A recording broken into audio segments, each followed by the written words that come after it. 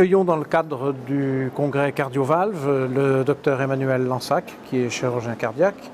Je vous laisse un peu vous présenter, nous dire plus de précisions. Oui, donc moi je travaille à l'Institut Mutualisme Montsouris et je fais partie de l'Institut des maladies valvulaires où on est dédié à la prise en charge des valves, tout particulièrement des réparations mitrales et des réparations aortiques, qui est le sujet. Avec un intérêt particulier dans votre cas pour la réparation aortique quand même. Voilà, très axé sur la réparation valvulaire aortique, à la fois dans un travail clinique de routine, mais aussi dans un travail de recherche et d'évaluation. Au cours de ce congrès, vous avez parlé de la réparation des bicuspidies. Est-ce que les bicuspidies, c'est très simple ou est-ce que ça recouvre des entités différentes et variées? Alors, c'est important en fait de bien différencier les valves tricuspides qui ont 3 feuillets et 3 commissures, des valves bicuspides qui ont 2 feuillets et 2 commissures. Et on a en fait les bicuspidies type 0 qui n'ont pas de rafet, qui sont des bicuspidies symétriques, qui est la forme la plus stable que la nature ait faite. Et puis on a les bicuspidies type 1 qui ont un rafet, 2 commissures, 2 feuillets, donc qui sont les formes les plus fréquentes des bicuspidies, et la fusion la plus fréquente c'est la cuspide coronaire droite et la cuspide coronaire gauche, la forme la plus, dans 90% des cas, la forme la plus qu'on retrouve le plus fréquemment. Et du point de vue pathologique, alors, ça change quelque chose? Alors oui, ça change quelque chose parce que souvent ont été classées dans les bicuspidies des valves qu'on appelle des valves unicuspides qui ont 2 rafets et qui ont à tort été classées dans certaines classifications comme des bicuspidies. Et d'un point de vue chirurgical, en fait, c'est pas du tout la même chose. Les valves bicuspides avec 2 commissures et 2 valves, c'est très facile à réparer parce qu'on les transforme en valves symétriques et c'est assez facile, il y a une seule ligne de coaptation. Lorsqu'on a des valves unicuspides, il y a 2 rafets, il faut reconstruire une commissure, c'est des cas plutôt chez des gens jeunes, des cas pédiatriques. C'est pas des plasties aortiques de resuspension, mais des plasties de reconstruction d'une commissure. Donc c'est pas du tout la même technique chirurgicale, c'est pas du tout le même risque de réopération. Donc c'est important de faire le diagnostic entre une bicuspidie vraie avec 2 commissures, 2 valves, avec ou sans rafet, et une valve unicuspide qui a 2 rafets. Et là, c'est plus compliqué et le choix vraiment se discute entre plastie, de reconstruction ou remplacement. Donc une certaine diversité qui n'est pas sans conséquence. Non, et qui nécessite d'avoir du coup un screening préopératoire très précis et notamment au moindre doute de faire une échographie tridimensionnelle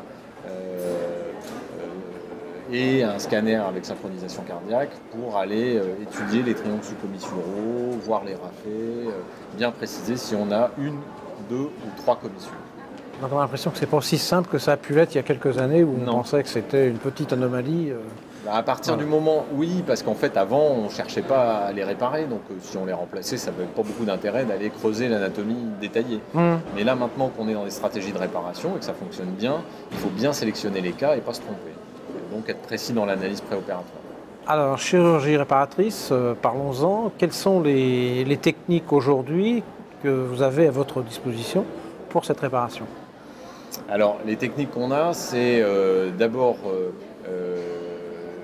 de faire une resuspension de la valve et de faire une annuloplastie sous-valvulaire.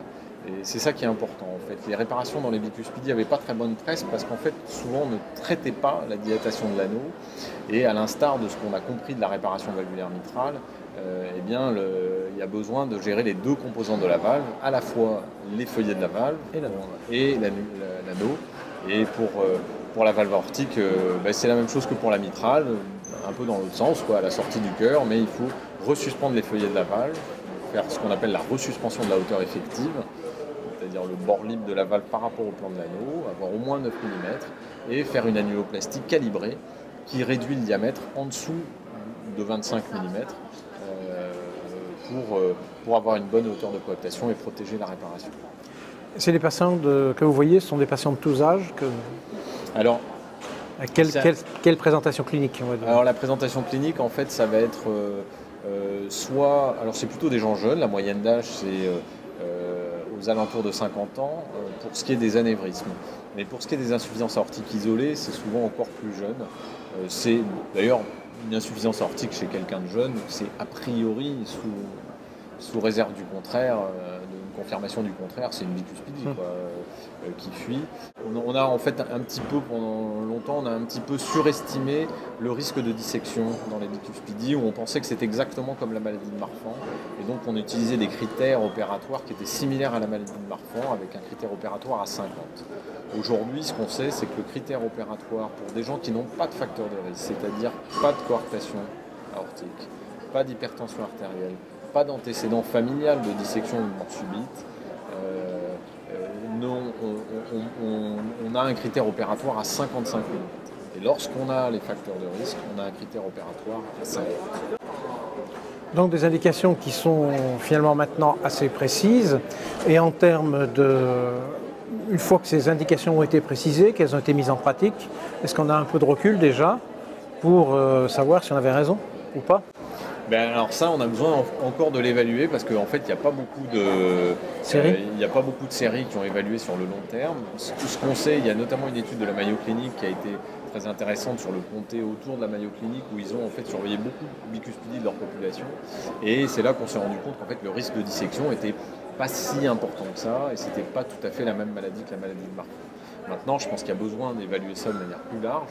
C'est d'ailleurs un effort qu'on est en train de faire avec la Heart Valve Society, de faire un registre à la fois médical et chirurgical où on va pouvoir évaluer les guidelines, savoir si les critères qu'on utilise sont justes et qu'effectivement on ne prend pas des risques à surveiller ces gens-là et évaluer aussi bien sûr les résultats de la chirurgie qui ont besoin d'être évalués, même si pour l'instant c'est quand même très intéressant ce qu'on arrive à faire en termes de réparation valvulaire, notamment en alternative au remplacement valvulaire mécanique qui est encore malheureusement beaucoup pratiqué. Malheureusement, donc, trop de remplacements mécaniques. Il y a besoin d'une standardisation technique. Cette standardisation technique, elle est là, maintenant, on a compris, mais il y a besoin de diffuser l'information, d'en discuter. C'est aussi pour ça qu'on a une session comme celle-là, de pouvoir que les cardiologues sachent bien définir quels sont les bons candidats, c'est-à-dire des gens qui ont des valves souples, que la valve fuit ou ne fuit pas, qu'il y ait un anévrisme ou qu'il n'y en ait pas, il faut que la valve soit souple, qu'il y ait une bonne quantité d'étoffe, comme pour la valve mitrale, qu'il n'y ait pas de calcification, donc on sélectionne bien les bons candidats.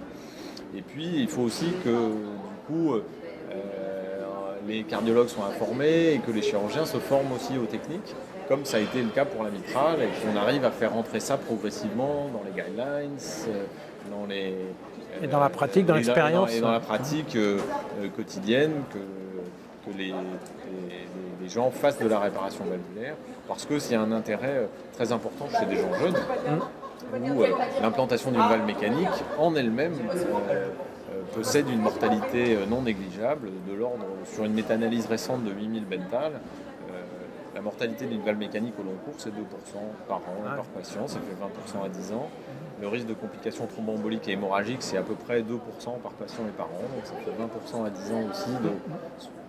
Donc 20% plus 20%, ça fait 40% de risque soit d'être décédé, soit d'avoir une complication neurologique sévère avec handicap.